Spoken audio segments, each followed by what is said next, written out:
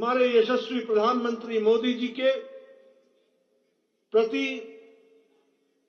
बिहार की जनता का अटूट विश्वास और अटूट विश्वास के साथ साथ उनके नेतृत्व में देश में आगे बढ़ने का संकल्प, इस पर इस चुनाव के नतीजों ने, बिहार की जनता ने फिर से एक बार मुहर लगाई है। इसके लिए मैं विशेष करके धन्यवाद देता हूं।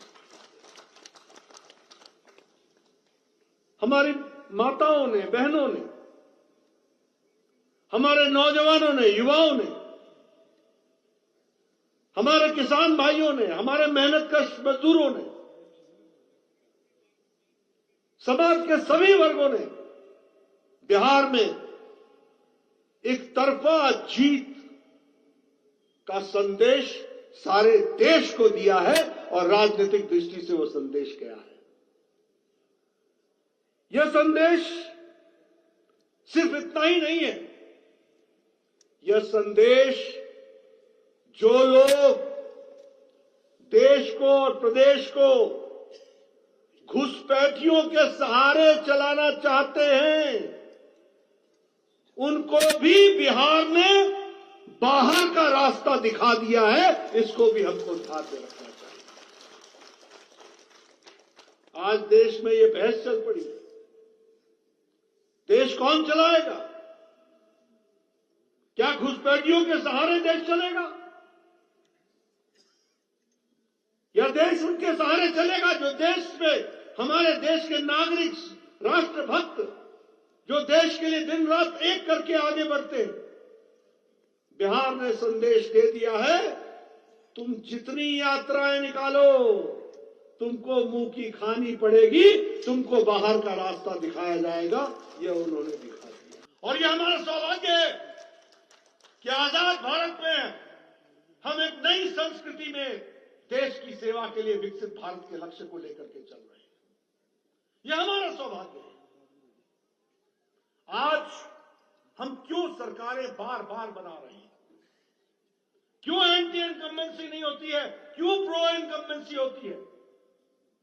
इसलिए क्योंकि हम लोगों के लिए जीते हैं। मोदी जी के नेतृत्व में हम लोगों की सेवा के लिए आते हैं। ये पहली बार देश ने सुना है कि प्रधानमंत्री नहीं, प्रधान सेवक है। ये पहली बार देश ने जाना है कि अब राजपथ नहीं, अब कर्तव्य पथ है।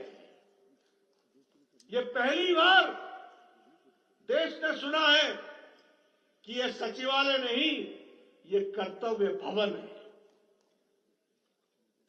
ये शब्द नहीं है, ये शब्दों से संस्कार की उत्पत्ति है। इससे भाव पैदा होता है। इसलिए मोदी जी के नेतृत्व में रिस्पॉन्सिबल गवर्नमेंट, जिम्मेदार सरकार, रिस्पॉन्सिव गवर्नमेंट जो रिस्पॉन्स करती है, अकाउंटेबल गवर्नमेंट जो जवाब दे,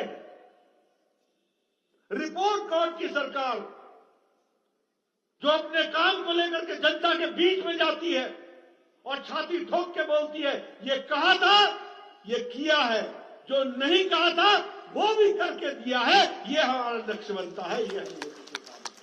मुझे आश्चर्य होता है कि इनका चीफ सेक्रेटरी भी एडिशनल चार्ज पर है, डीजी भी एडिशनल चार्ज पर है,